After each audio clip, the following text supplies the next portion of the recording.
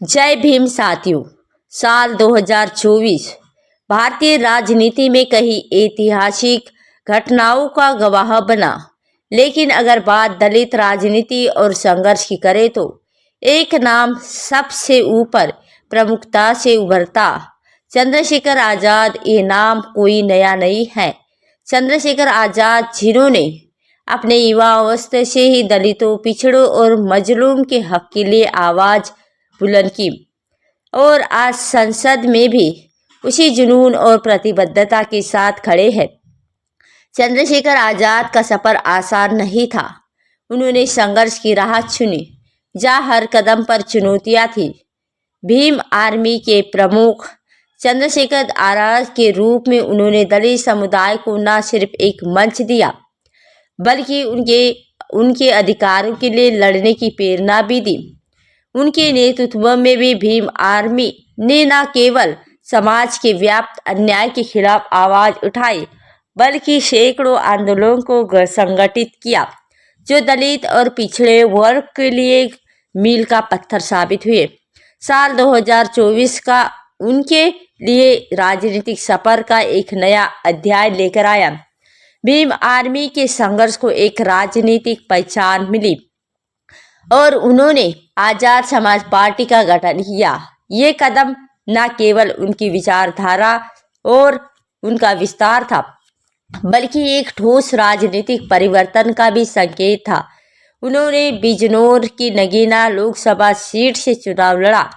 ये चुनाव साधारण नहीं था, ये संघर्ष था और दलित और उनके अधिकारों और उनकी पहचान के लिए चंद्रशेखर आजाद ने बीजेपी के मजबूत प्रत्याशी को 1.5 लाख से अधिक वोटों से हराकर ऐतिहासिक जीत दर्ज की।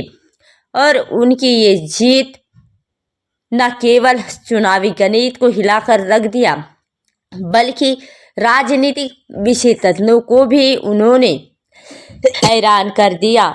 जब चंद्रशेखर आजाद संसद पहुंचे तो उनका स्वागत एक सांसद के रूप में नहीं, बल्कि एक क्रांतिकारी के रूप में हुआ। संसद में उनके पहले भाषण ने साबित कर दिया कि वे सिर्फ एक नेता नहीं, बल्कि एक विचारधारा है।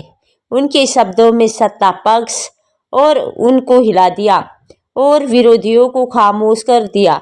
लोकतंत्र के इस पवित्र मंदिर में उन्होंने जब गूंज रही उनकी आवाज ने ये साफ कर दिया कि चंद्रशेखर आजाद ना तो दबने वाले हैं और ना ही झुकने वाले।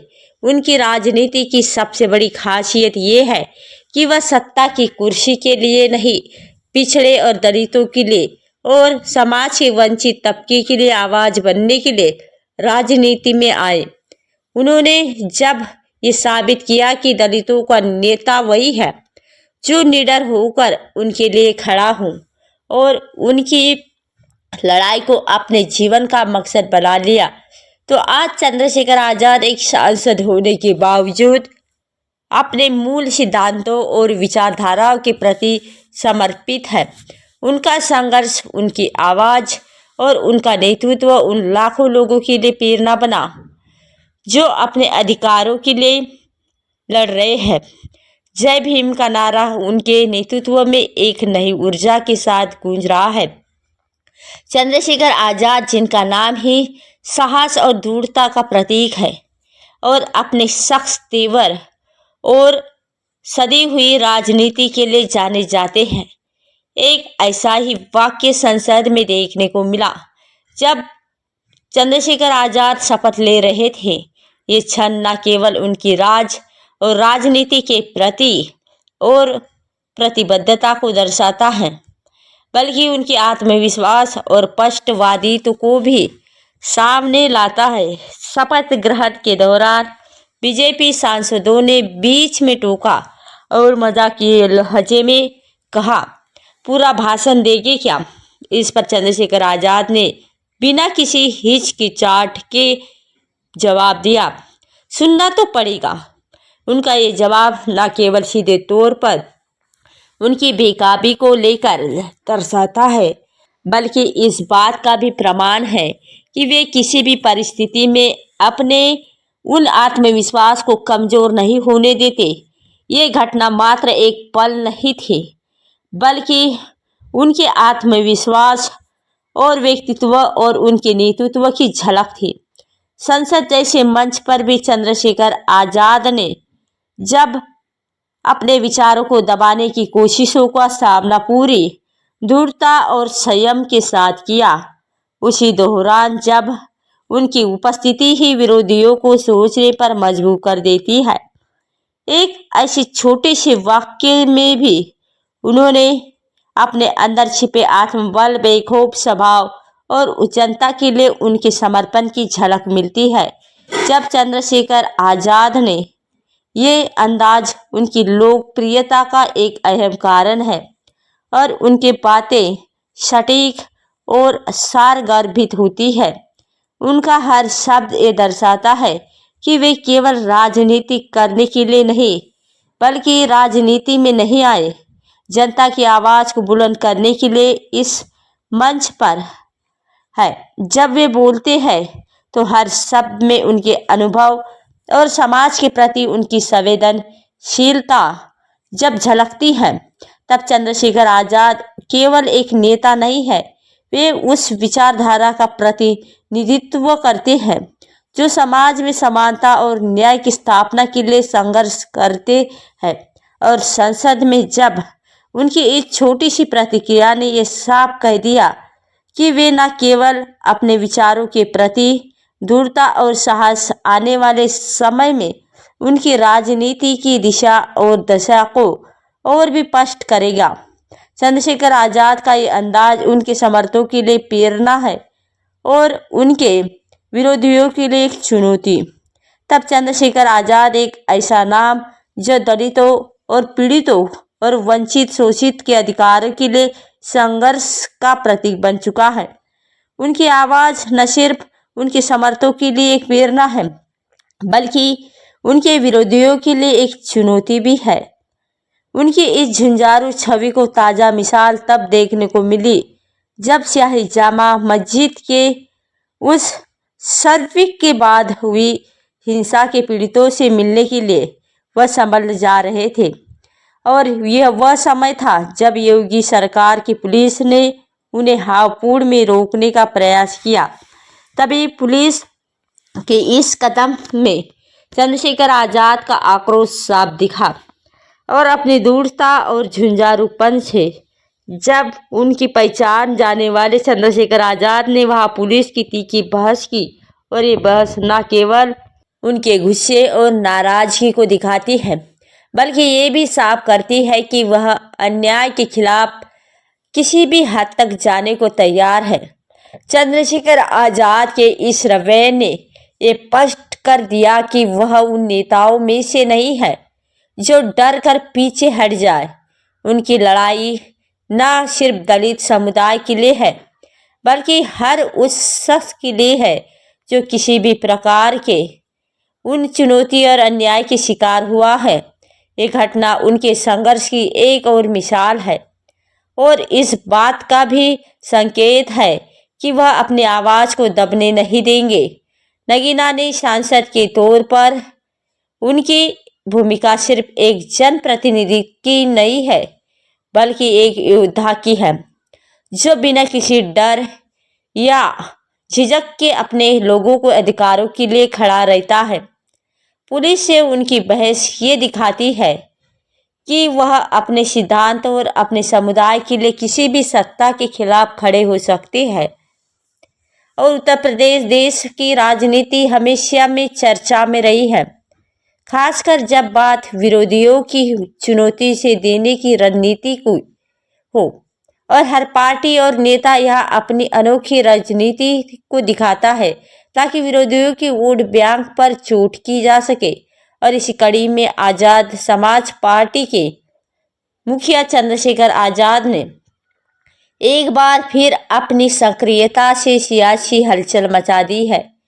चंद्रशेखर आजाद ने हाल ही में हरदोई जेल में बंद समाजवादी पार्टी के वरिष्ठ नेता आजम खान के बेटे अब्दुल्ला आजम से मुलाकात की। ये मुलाकात तब हुई जब यूपी में उपचुनाव की सरगर्मी अपने चरम पर थी।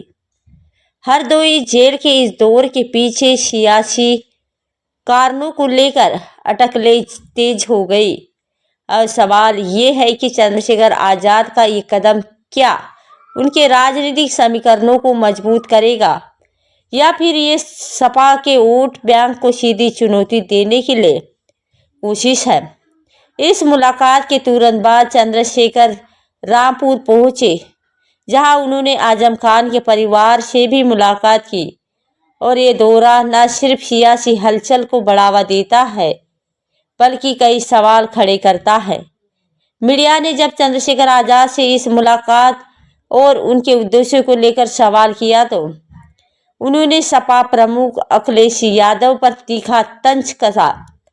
चंद्रशेखर का कहना था कि नेतृत्व वही होता है जो मुश्किल वक्त में साथ खड़ा होता है, और इस बयान को राजनीतिक विश्लेषण अखिलेश यादव पर सीधा हमला मान रहे हैं। बार नहीं है पहली जब चंद्रशेखर ने अखिलेश को लेकर ऐसा बयान दिया हो, लेकिन इस बार जब उन्होंने स्थिति अलग हुई तब रामपुर और हरदोई के दौर ने इस संकेत दे दिया है कि आजाद समाज पार्टी यूपी की रियासत में अपनी अलग पहचान बनाने के लिए पूरी ताकत से जुड़ी हुई है। आजाद समाज पार्टी का ये कदम बताता है कि वह न केवल दलितों बल्कि अल्पसंख्यकों के बीच भी अपनी जगह बनाने की कोशिश कर रही है। सपा के साथ चंद्रशेखर का ये जुड़ाव या कहे टकराव जब भी उन्होंने आगे चलकर यूपी की राजनीति में नए समीकरण पैदा कर सकता है। यूपी की रियासत में हर एक कदम सोच समझकर उठाया जाता है। चंद्रशेखर आजाद की ये रणनीति क्या उनके कामयाबी मिलेगी या दिलाएगी, या फिर ये महज सियासी शोर बनकर रह जाएगी? इसका जवाब तो आने वाला वक्त ही देगा। लेकिन इतना तो तय है कि आजाद समाज पार्टी ने अपने इरादे साफ कर दिए हैं। वे यूपी के राजनीति में एक मजबूत दावेदारी पेश करने आए हैं। चंद्रशेखर आजाद उत्तर प्रदेश की राजनीति में एक ऐसा नाम बन चुके हैं जो न केवल अपनी अलग पहचान बना रहे हैं बल्कि विपक्षी दलों के बीच एक मजबूत चुनौती के रूप में भी उभर रहे हैं। आजाद समाज पार्टी के राष्ट्रीय अध्यक्ष चंद्रशेखर ने अपने राजनीति के आधार सामाजिक न्याय, दलित उत्थान के होशियों पर खड़े वर्गों की आवाज को बनाया है। उनका नेतृत्व मायावती के पारंपरिक वोट बैंक पर गहरी चोट कर रहा है और ये असर हाल ही के चुनाव में साफ देखा जा गया है। लोकसभा चुनाव इसका सबसे बड़ा उदाहरण है, जहां एक समय मायावती दलित राजनीति की एकमात्र ताकत मानी जाती थी। वही चंद्रशेखर आजाद ने अपने संघर्ष और मजबूत संदेश के साथ बसपा के राजनीतिक जनाधार को हिलाकर रख दिया, और इसका परिणाम ये हुआ कि बसपा के इन प्रदर्शन शून्य तक सीमित हो गए। चंद्रशेखर की आजाद समाज पार्टी ने ऐसी पकड़ की कि उपचुनाव में बसपा पूरी तरह से क्लीन बोर्ड हो गई और योगी सरकार पर भी लगातार निशाना साधते रहे हैं। चाहे दलितों के हक और अधिकार या समाज में फैली असमानता के खिलाफ आवाज उठानी हो, या चंद्रशेखर आजाद ने कभी पीछे हटने का नाम नहीं लिया। उन्होंने कई बार खुले मंच से मुख्यमंत्री योगी आदित्यनाथ को चेतावनी दी और उनके बयान बांटोगे तो काटोगे ना, उनकी आक्रामक राजनीतिक शैली को बखूबी परिभाषित किया। और आज चंद्रशेखर आजाद का प्रभाव न केवल दलित समुदाय तक सीमित है बल्कि अन्य वंचित और हाशिए पर खड़े समाजों को भी जोड़ने का प्रयास कर रहे हैं। और उनके आंदोलन और रैलियों में जिस प्रकार युवाओं का समर्थन देखने को मिलता है, वह उनकी लोकप्रियता का जीता जागता उदाहरण है। चंद्रशेखर आजाद ने दिखाया है कि राजनीति केवल सत्ता प्राप्ति का साधन नहीं बल्कि सामाजिक बदलाव का माध्यम भी हो सकती है, और उनकी पार्टी का नाम ही उनके विचारों को दर्शाता है। आजाद समाज पार्टी, ये नाम उनके इस वादे को दोहराता है कि वे हर उस व्यक्ति को आज़ादी दिलाएंगे जो शोषण और अन्याय के शिकार है। उनकी यात्रा आसान नहीं है, लेकिन उनके संघर्ष ने उन्हें जनता की नायक बना दिया। आज उत्तर प्रदेश की राजनीति एक नए मोड़ पर है, जहां चंद्रशेखर आजाद जैसे नेता बदलाव की उम्मीद जगाते हैं। साल 2024 के इस लोकसभा चुनाव के बाद भारत की राजनीति में एक नई दिशा और धार दिखाई दी। इस बदलते परिदृश्य में एक नाम बार बार चर्चा में आ रहा है। चंद्रशेखर आजाद बसपा के संस्थापक काशीनाथ को अपना आदर्श मानते हैं और चंद्रशेखर ना ही केवल अपने पार्टी आजाद समाज पार्टी सशक्त बनाया, बल्कि उत्तर प्रदेश की राजनीति में एक नई ऊर्जा भर दी। ये पार्टी जिसे अभी तक 4 सालों या 2 साल में भी पूरी नहीं हुई है, यह अपनी पहचान इतनी तेजी से बनाई है कि राजनीतिक विशेषज्ञ भी हैरान हैं। नगीना से सांसद और आजाद समाज पार्टी के राष्ट्रीय अध्यक्ष चंद्रशेखर ने न ही केवल उत्तर प्रदेश के अपने वोट बैंक को मजबूत किया, बल्कि राज्य की सीमाओं को पार करते हुए दूसरे राज्यों में भी अपनी छाप छोड़ दी और चुनावी मैदान में उन्होंने अपना प्रदर्शन साबित करता है। उनकी रणनीतियों सिर्फ लोकल नहीं बल्कि नेशनल पॉलिटिकल्स पर भी गहरी पकड़ रखती है। कई राज्यों में गठबंधन कर चुनाव लड़ने का उन्होंने अपना तरीका ये दिखाता है कि वह भारतीय राजनीतिक लंबे खेल की तैयारी कर रहे हैं। उनके हर कदम के पीछे एक सोच, एक दृष्टि और एक ठोस योजना है। सियासी गलियारों में उन्होंने चर्चा रही है। चंद्रशेखर आजाद मायावती के पारंपरिक वोट बैंक के लिए एक बड़ा खतरा बन गया है। लेकिन बात सिर्फ यही तक सीमित नहीं है। उनका उदय उत्तर प्रदेश की राजनीति के बड़े खिलाड़ियों को असहज कर रहा है। जिन चेहरे पर पहले आत्मविश्वास झलकता था, वे अब चिंता के घिरे नजर आते हैं। साल 2024 का साल चंद्रशेखर आजाद और उनकी पार्टी के लिए मील का एक पत्थर साबित हुआ। जहां एक तरफ उनके समर्थकों में जोश और उत्साह है, वहीं उनके विरोधियों के लिए एक साल मुश्किलों से भरा रहा। और ये साल यादगार रहा, ना ही केवल आजाद समाज विरोधियों पार्टी के लिए, बल्कि उन सभी लोगों के लिए जो बदलाव की उम्मीद में इस राजनीतिक यात्रा का हिस्सा बने। चंद्रशेखर ने यह भी साबित कर दिया कि अगर इरादे मजबूत हो तो किसी भी बाधा को पार किया जा सकता है। ये उनकी यात्रा की शुरुआत है। आने वाला समय बताएगा कि ये क्रांति कितनी दूर तक जाएगी, लेकिन इतना तय है कि भारतीय राजनीति में एक नया अध्याय शुरू हो चुका है। तो दोस्तों, आप चंद्रशेखर आजाद के बारे में क्या सोचते हैं? हमें कमेंट बॉक्स में अपनी राय जरूर बताएं और साथ ही आप इस वीडियो को कहाँ से देख रहे हो वो भी कमेंट सेक्शन में बताइए और नीचे कमेंट बॉक्स में जय भीम जय भारत अवश्य लिखें।